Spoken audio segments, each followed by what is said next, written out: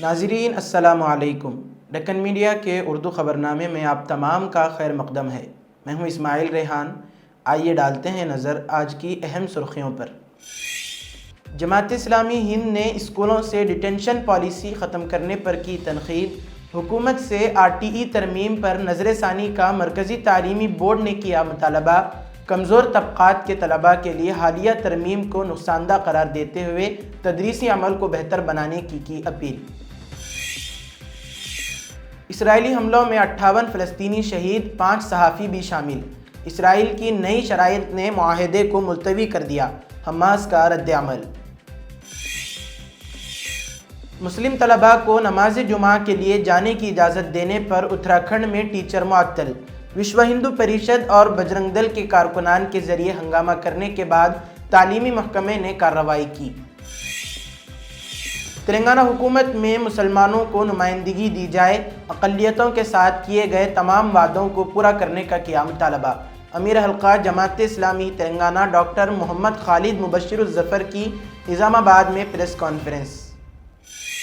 اب خبریں تفصیل سے۔ نصیرت پناہ گزین کیمپ پر اسرائیلی جنگی طیاروں نے صحافیوں کی گاڑی پر بم برسا دیے، جس کے نتیجے میں 5 صحافی شہید ہو گئے۔ اس دوران گزشتہ 24 گھنٹوں میں شہید فلسطینیوں کی تعداد 58 بتائی جاتی ہے۔ اکتوبر 2023 سے غزہ پر اسرائیلی حملوں میں اب تک شہید فلسطینیوں کی تعداد 45,361 سے تجاوز کر گئی ہے، جبکہ زخمیوں کی تعداد 1,07,000 سے زیادہ ہے۔ اس دوران اسلامی تحریک مزاحمت حماس نے کہا ہے کہ قابض اسرائیلی حکام نے جنگ بندی کے معاہدے پر نئی شرائط رکھی ہیں، جس کی وجہ سے دستیاب معاہدے تک پہنچنے میں تاخیر ہو گئی ہے۔ حماس نے بدھ کو ایک بیان میں اس بات کی تصدیق کی کہ دوحہ میں جنگ بندی اور قیدیوں کے تبادلے کے مذاکرات قطر اور مصری ثالثی کے ساتھ سنجیدہ انداز میں جاری ہیں۔ اس نے مزید کہا کہ حماس نے بات چیت میں ذمہ داری اور لچک کا مظاہرہ کیا، تاہم قابض فوج کی غزہ سے واپسی، جنگ بندی، قیدیوں اور بے گھر افراد کی واپسی سے متعلق نئے مسائل اور شرائط طے کیں، جس کی وجہ سے دستیاب معاہدے تک پہنچنے میں تاخیر ہوئی۔ اسرائیلی مذاکراتی ٹیم منگل کی شام دوحہ سے روانہ ہوئی۔ اسرائیلی وزیر اعظم بنجامن نیتن یاہو نے اعلان کیا کہ ایک اہم ہفتے کے مذاکرات کے بعد حماس کے ساتھ قیدیوں کے تبادلے کے معاہدے کے حوالے سے اندرونی اسرائیلی مشاورت کے لیے اسرائیلی ٹیم واپس آئی ہے۔ مبصرین کے مطابق یہ قدم نیتن یاہو کی چوری کے جاری سلسلے کی تازہ ترین کڑی ہے، جبکہ قابض اسرائیلی فوج امریکی حمایت سے غزہ کی پٹی میں 14 ماہ سے زائد عرصے سے اپنی نسل کشی کی جنگ جاری رکھے ہوئے ہے۔ مرکزی حکومت نے رائٹ ٹو ایجوکیشن قانون میں ترمیم کے ذریعے طے کیا ہے کہ اب جماعت پنجم اور ہشتم کے امتحانات میں ناکام ہونے والے طلباء کو اگلی جماعتوں میں داخلے کا اہل قرار نہیں دیا جائے گا۔ اس ترمیم کی مرکزی تعلیمی بورڈ نے مذمت کی ہے۔ مرکزی تعلیمی بورڈ جماعت اسلامی ہند کے سیکریٹری سید تنویر احمد کا کہنا ہے کہ یہ ترمیم خصوصاً ان طلباء کے لیے نقصان دہ ہوگی جو کمزور طبقات سے تعلق رکھتے ہیں اور سرکاری اسکولوں میں زیر تعلیم ہیں۔ حکومت کو اس قانون میں ترمیم کرنے کی بجائے کچھ اہم نکات پر غور اور ضروری اقدامات کرنے چاہیے تاکہ تعلیم کا معیار بہتر ہو سکے۔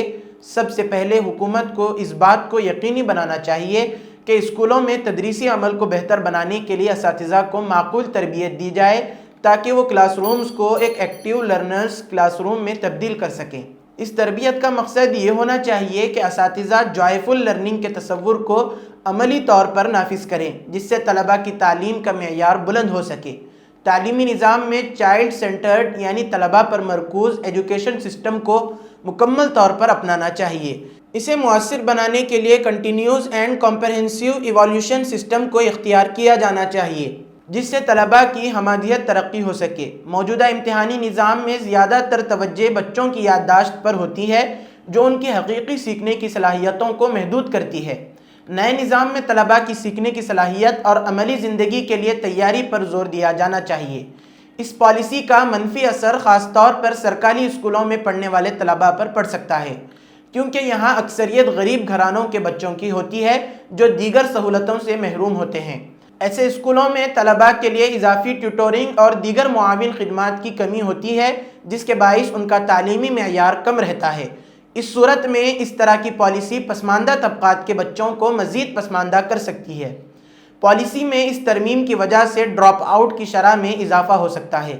اتنا ہی نہیں، جو طلبہ فیل ہو جاتے ہیں انہیں اسکولوں اور سماج میں ایک لیبل لگ جاتا ہے جس کی وجہ سے وہ نفسیاتی کمزوری کا شکار ہو سکتے ہیں۔ جاپان ایئر لائنز پر بڑا سائبر حملہ ہوا۔ سائبر حملہ کرنے والوں کی اس کارستانی سے بڑی تعداد میں گھریلو اور بین الاقوامی پروازیں متاثر ہوئی ہیں۔ بتایا جاتا ہے کہ فی الحال ٹکٹوں کی فروخت بھی روک دی گئی ہیں۔ سائبر حملہ صبح مقامی وقت کے مطابق 7:24 بجے کے قریب ہوا۔ اس سائبر حملے سے ایئر لائنز کا پورا نظام درہم برہم ہو گیا۔ ایئر لائنز کے ترجمان کی طرف سے سائبر حملے کی تصدیق کی گئی ہے۔ انہوں نے بتایا کہ نظام کو درست کرنے کے لیے ہر ممکن کوشش کی جا رہی ہے۔ فی الحال گھریلو اور بین الاقوامی پروازوں کے لیے ٹکٹوں کی فروخت کو روک دیا گیا ہے۔ مسافروں کو ہو رہی عدم سہولت کے لیے ایئر لائنز نے معذرت کا اظہار کیا ہے۔ جاپان ایئر لائنز ملک کی دوسری سب سے بڑا ہوابازی کمپنی ہے۔ ایئر لائنز کی طرف سے جاری بیان میں کہا گیا ہے کہ ہمیں حملے کا پتہ چلا ہے، ہم سسٹم کو ٹھیک کرنے کے لیے جنگی پیمانے پر کام کر رہے ہیں، ہم مسلسل ریکوری اسٹیٹس پر نظر بنائے ہوئے ہیں۔ فی الحال گھریلو اور بین الاقوامی دونوں خدمات متاثر ہیں۔ جاپان کی میڈیا رپورٹس کے مطابق سائبر حملے کی وجہ سے جاپان ایئر لائنز کی 9 گھریلو پروازوں میں تاخیر کی خبر آ رہی ہے۔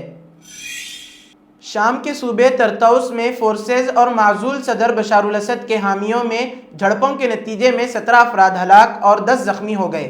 شامی مبصرین کے مطابق جھڑپیں بشار الاسد کے ملٹری جسٹس ڈپارٹمنٹ کے ڈائریکٹر کی گرفتاری کے دوران ہوئی۔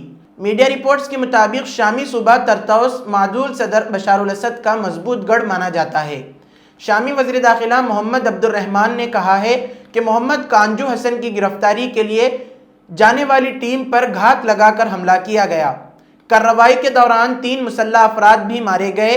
غیر ملکی میڈیا کے مطابق محمد کانجو حسن کو بدنام زمانہ سیدنایا جیل میں مظالم کا ذمہ دار سمجھا جاتا ہے۔ پورے ملک میں اب شدید ٹھنڈک پڑنی شروع ہو گئی ہے۔ راجدھانی دلی کے زیادہ تر علاقوں میں دھند اور کہرا دیکھنے کو مل رہا ہے۔ محکمہ موسمیات کے مطابق یہاں آج سے اگلے کچھ دنوں میں ہلکی بارش ہونے کے بھی آثار ہیں۔ محکمے نے ٹھنڈ میں اضافے کے پیش نظر لوگوں کو احتیاط برتنے کی ہدایت دی ہے۔ ادھر اتر پردیش میں آگرہ، علی گڑھ، متھرا اور ورنداون میں بھی شدید کہرا دیکھنے کو ملا۔ 26 دسمبر سے 28 دسمبر کے درمیان ریاست مختلف حصوں میں گھنے کہرے، بارش، برف باری اور تیز ہواؤں کا امکان ظاہر کیا گیا ہے۔ محکمہ موسمیات نے کہرے اور بارش کا الرٹ جاری کیا ہے۔ جمعرات کو ریاست کے کئی حصوں میں موسم خشک رہے گا۔ آج ریاست کے ضلعوں جیسے دیوریا، گورکھپور، بستی اور کشی نگر میں دیر رات اور صبح کے وقت ہلکے سے درمیانی سطح کا کہرا چھائے رہنے کا امکان ہے۔ راجستھان کے زیادہ تر علاقوں میں سخت سردی پڑ رہی ہے۔ گزشتہ 24 گھنٹے میں مشرقی راجستھان میں ایک جگہ ہلکی بارش ہوئی جبکہ شدید کہرا بھی چھایا رہا۔ ادے پور، اجمیر، کوٹا، جے پور، بھرتپور اور بیکانیر میں شدید کہرا رہنے کا امکان ہے۔ وہیں اونچائی والے ہمالیائی علاقوں میں برف باری شروع ہو چکی ہے جبکہ نچلی علاقوں میں گھنے بادلوں نے ڈیرا ڈال رکھا ہے۔ شدید ٹھنڈ کی وجہ سے منسیاری کا کم سے کم درجہ حرارت -2 ڈگری پہنچ چکا ہے جس سے یہاں کی روزمرہ کی زندگی بری طرح سے متاثر ہو چکی ہے۔ مدھیہ پردیش کے اندور میں آج غیر قانونی تعمیرات ہٹانے گئی میونسپل کارپوریشن کی ٹیم پر بجرنگ دل کے کارکنان نے حملہ کر دیا۔ اس حملے میں بجرنگ دل کے گنڈوں نے زبردست ہنگامہ کیا۔ لاٹھی ڈنڈوں سے لیس کارکنان نے میونسپل اہلکاروں کو جم کر پیٹا اور گاڑیوں میں توڑ پھوڑ کی۔ اس حملے میں ایک ٹرک کو نقصان پہنچا ہے اور کئی میونسپل کارکنان زخمی ہوئے ہیں۔ اس معاملے میں پولیس میں کسی بھی فریق نے کوئی شکایت نہیں کی ہے۔ اس معاملے میں اب تک پولیس نے کوئی کارروائی نہیں کی ہے اور شکایت کا انتظار کر رہی ہے۔ بجرنگ دل کی ہنگامہ آرائی اور میونسپل ٹیم پر حملے کے بعد بھی کمشنر نے اب تک پولیس میں کوئی شکایت نہیں کی ہے۔ اس پورے واقعے کا ویڈیو سوشل میڈیا پر وائرل ہو رہا ہے جس میں بجرنگ دل کے کارکنان لاٹھی ڈنڈوں سے ٹیم پر حملہ کرتے ہوئے نظر آ رہے ہیں۔ اس پر صارفین نے سوال اٹھائے ہیں کہ اگر اس جگہ ٹیم کی کارروائی کی مخالفت کرنے والے مسلمان ہوتے تو اب تک پوری بستی کے خلاف انہدامی کارروائی شروع ہو جاتی، مگر معاملہ بجرنگ دل کا ہے اس لیے ہر طرف خاموشی ہے۔ پولیس بھی خاموش ہے اور میونسپل کارپوریشن کمشنر بھی خاموش ہیں۔ رپورٹ کے مطابق یہ معاملہ اندور کے دت نگر علاقے کا ہے جہاں بدھ کے روز ایک انسداد تجاوزات آپریشن کے دوران ہنگامہ ہوا۔ بجرنگ دل کی قیادت میں نام نہاد گو رکشکوں نے ٹیم پر حملہ کر دیا۔ دراصل ٹیم علاقے میں ایک غیر قانونی طور پر تعمیر کیے گئے گوشالہ کو ہٹانے پہنچی تھی۔ حکام نے تصدیق کی کہ جھڑپ کے نتیجے میں میونسپل گاڑیوں کی توڑ پھوڑ ہوئی اور متعدد ملازمین زخمی ہوئے۔ اتراکھنڈ میں ایک استاد کو مسلم طلباء کو جمعہ کی نماز میں شرکت کے لیے مختصر چھٹی دینے کے بعد معطل کر دیا گیا۔ اسکول میں انچارج پرنسپل کے طور پر خدمات انجام دے رہے تلک چندر جوشی نے مسلم طلباء کو 2 گھنٹے کے لیے گزشتہ جمعہ کو نماز کی اجازت دے دی تھی، جس کے بعد بجرنگ دل اور وشو ہندو پریشد کے کارکنان نے اسکول پہنچ کر ہنگامہ کھڑا کر دیا اور اسکول ضابطے کے خلاف ورزی کے ساتھ مسلمانوں کی حمایت کا الزام عائد کرتے ہوئے کارروائی کا مطالبہ کیا۔ اس سلسلے میں ایک ویڈیو بھی وائرل ہوا تھا جس میں مذکورہ ٹیچر نے وضاحت بھی کی کہ مسلم بچے جمعے کو اسکول نہیں آتے ہیں۔ اسکول میں حاضری کو بہتر کرنے کے لیے جمعہ کے دن 2 گھنٹے کی چھٹی دی گئی تاکہ جمعہ کے بعد طلباء واپس اسکول آ جائیں۔ تاہم وشو ہندو پریشد اور بجرنگ دل جیسے گروپوں نے احتجاج کیا، اسکول پر تعلیمی پروٹوکول کی خلاف ورزی کرنے اور ایک برادری کی حمایت کرنے کا الزام عائد کیا۔ V H P leader Anil Sharma نے دعویٰ کیا کہ یہ کھلم کھلا خوشامد ہے اور تعلیمی غیر جانبداری کو نظر انداز کرنا ہے۔ انڈیا اتحاد کے 2 اہم پارٹیاں کانگریس پارٹی اور عام آدمی پارٹی دلی اسمبلی انتخابات سے قبل آمنے سامنے آ گئی ہیں۔ عام آدمی پارٹی نے دعویٰ کیا ہے کہ دلی میں کانگریس پارٹی بھارتیہ جنتا پارٹی کے حق میں کھڑی ہے اور وہ سب کچھ کر رہی ہے جس سے بی جے پی کو انتخابات میں فائدہ پہنچے۔ پارٹی لیڈر اور راجیہ سبھا رکن پارلیمنٹ سنجے سنگھ نے وزیر اعلیٰ آتشی کے ساتھ ایک پریس کانفرنس سے خطاب کیا۔ انہوں نے کہا کہ دلی میں ان کے یعنی کانگریس لیڈروں میں سے ایک اجے ماکن ہیں۔ اجے ماکن بی جے پی کا اسکرپٹ پڑھتے ہیں، وہ بی جے پی کے کہنے پر بیان دیتے ہیں، بی جے پی کے کہنے پر وہ عام آدمی پارٹی کے لیڈروں کو نشانہ بناتے ہیں۔ کل انہوں نے کہا کہ تمام حدیں پار کرتے ہوئے ملک کے مقبول لیڈر اروند کیجریوال کو ملک دشمن کہا گیا۔ انہوں نے کہا کہ آج تک اجے ماکن یا کانگریس پارٹی نے دلی میں بی جے پی کے کسی لیڈر کو ملک دشمن نہیں کہا ہے۔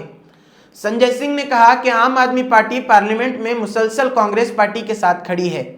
اروند کیجریوال وہ شخص ہے جس نے دلی میں یعنی لوک سبھا انتخابات کے دوران کانگریس کے امیدواروں کے لیے مہم چلائی تھی۔ اس دوران سی ایم آتشی نے یہ بھی کہا کہ کانگریس کے بیانات اور اقدامات سے یہ واضح ہو گیا ہے کہ دلی انتخابات کے لیے کانگریس نے بی جے پی کے ساتھ تعاون کیا ہے۔ امیر حلقہ جماعت اسلامی ہند تلنگانہ ڈاکٹر محمد خالد مبشر الظفر نے کہا کہ ریاستی کانگریس کے دور حکومت میں جہاں اطمینان بھی ہے وہیں بے چینی بھی ہے، جس کے پیش نظر ریاستی حکومت کو چاہیے کہ وہ ریاستی کابینہ میں مسلمانوں کو نمائندگی دے اور اقلیتوں کے ساتھ کیے گئے تمام وعدوں کو پورا کرتے ہوئے اقلیتوں کے لیے مختص بجٹ سے مستفید بھی کرے۔ امیر حلقہ جماعت اسلامی ہند تلنگانہ خالد مبشر الظفر اپنے دورہ نظام آباد کے موقع پر دفتر جماعت اسلامی احمدی بازار میں منعقدہ صحافتی کانفرنس سے مخاطب تھے۔